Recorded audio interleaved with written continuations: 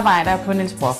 I år kaster vi os ud i et nyt forsøg, nemlig en julehilsen bragt med podcast. Vi står midt i en digitaliseringsproces, hvor vi i høj grad prøver på at anvende alle de mange nye medier, som er blevet tilgængelige for os.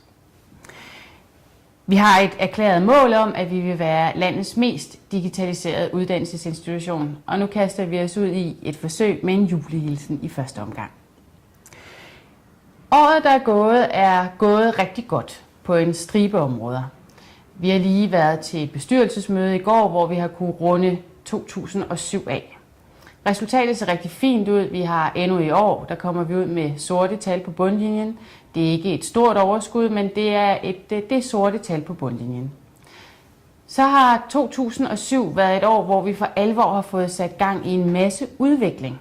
Der har været gang i en masse udviklingsprojekter rundt omkring på Niels Brock.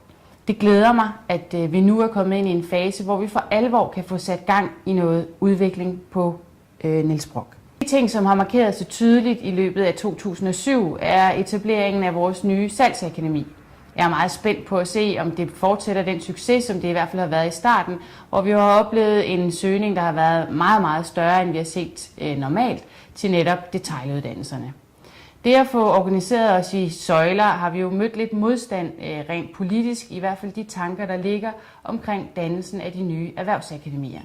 Og på de korte videregående uddannelsesområde, der må man leve med to store udfordringer.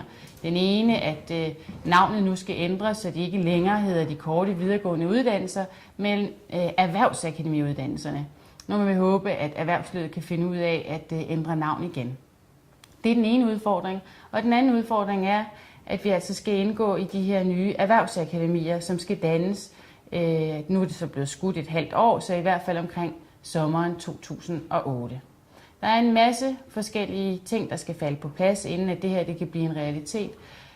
Og lad os nu se, der begynder at rystes lidt på hånden i de politiske kredse om, hvorvidt denne her aftale bliver til noget eller ej. På Handelsgymnasiet har 2007 igen været et turbulent år. Vi har haft en hel del administrative vanskeligheder og problemer med skemalægning og uklare meldinger. Og derfor synes jeg, det er rigtig, rigtig rart, at vi slutter året af med at være fuldtallige. Nu er ledelsen kommet på plads på Julius Thomsens Plads. Der er kommet flere mennesker i administrationen, og dem vi har fået er garvede skolefolk, som vi forventer lynhurtigt får sat skik på tingene på Julius Thomsens Plads.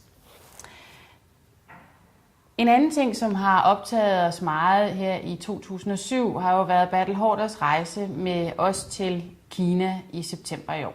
Det var en rigtig stor oplevelse og meget vigtig for os, og der er ingen tvivl om, at Bertels besøg i Kina har betydet rigtig meget for vores muligheder for at ekspandere netop det kinesiske marked. Jeg er glad for, at det var en succes, og jeg er især glad for, at vi har fået båndet, at Bertel Haarder han har lovet os udbudsretten til en stribe bacheloruddannelser allerede her fra august 2008. 2007 har i høj grad været et år, hvor vi har koncentreret os om vores søjler, Salgsakademiet, vores finanshus, og vores seneste skud på stammen er jo iværksætterhuset, som vi starter til august 2008. Det bliver et spændende nyt hus. Vi får lov til at indrette det fuldstændig, som vi vil have, så der er ingen bånd, der kommer til at snære der. Her kan pædagogikken rigtig blive udfoldet. Vi tager huset i brug, som sagt, i august næste år, og det ligger på Blågårdsgade nummer 23B. Jeg håber, der er rigtig mange, der vil gå forbi og følge udviklingen. Det er jo en rå bygning, som den står i øjeblikket, og vi vil selvfølgelig sørge for, at Erik Andersen vil løbe rundt og tage billeder af byggeriet, så vi alle sammen kan følge udviklingen løbende.